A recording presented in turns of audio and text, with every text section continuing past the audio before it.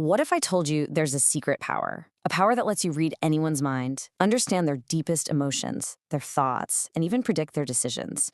What if you could have, well, complete control? I mean, really think about it. What if you could get your boss, your friends, maybe even a total stranger to do exactly what you want? Well, today we're pulling back the curtain on the very real tools used by the world's master manipulators and influencers. Now, hold on, this isn't some hocus pocus magic trick. This is pure, raw psychology, the hidden science that's running the show behind the scenes of human behavior.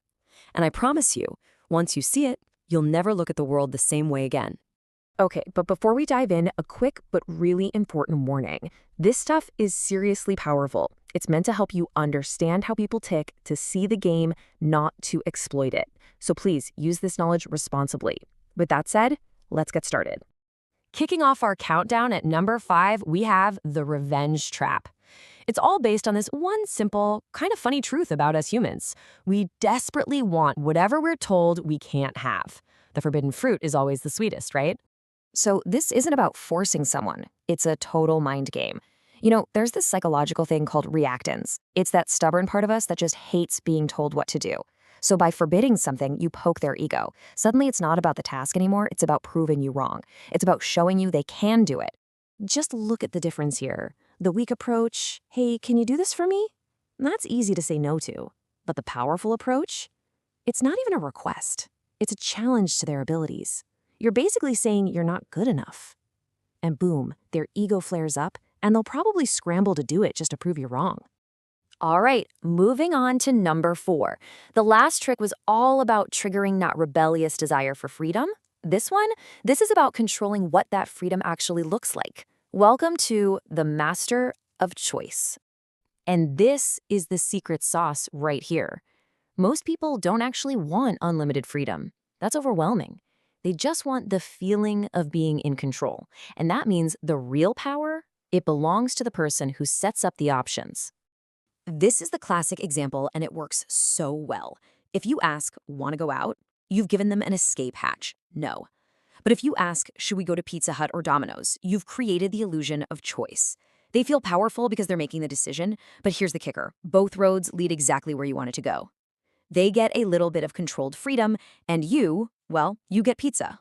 Coming in hot at number 3, we're shifting gears, we're moving away from controlling options, and we're getting into the heavy stuff. Steering emotions. The guilty trap works because, let's be honest, guilt can be way more persuasive than just ordering someone around.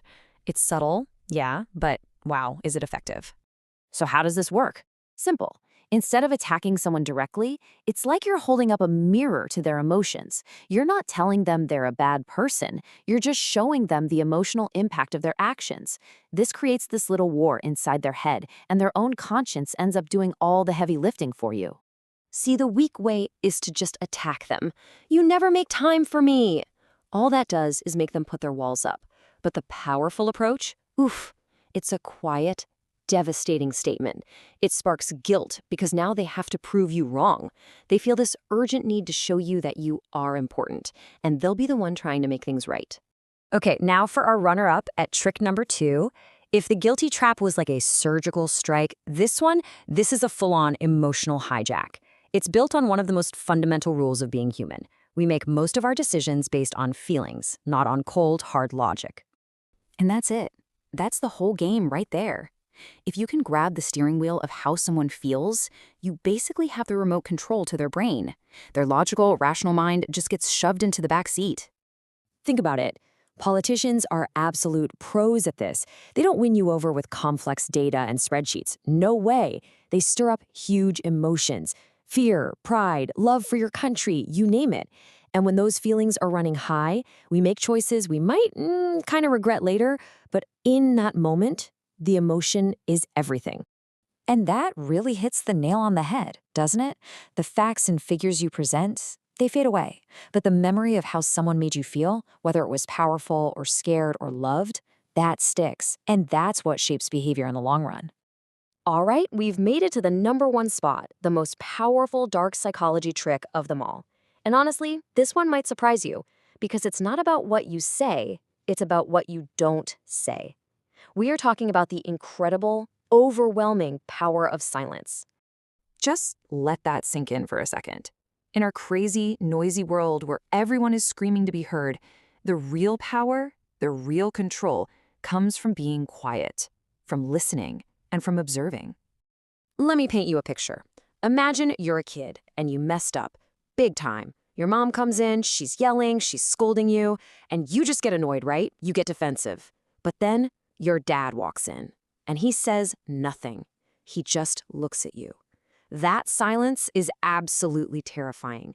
It's 100 times more intimidating than any shouting match because it forces you to face what you did. See, what's happening is your silence creates this vacuum. And people are so uncomfortable with that void that they will rush to fill it themselves with their own fears, their own guilts, their own nervous justifications.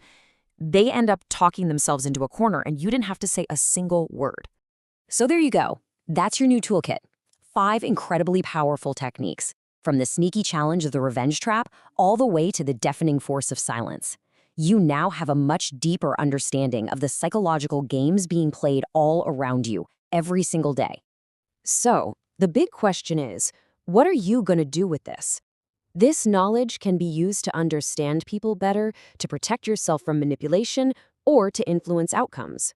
The choice is completely yours. You've been handed the keys. Now, which doors are you going to open?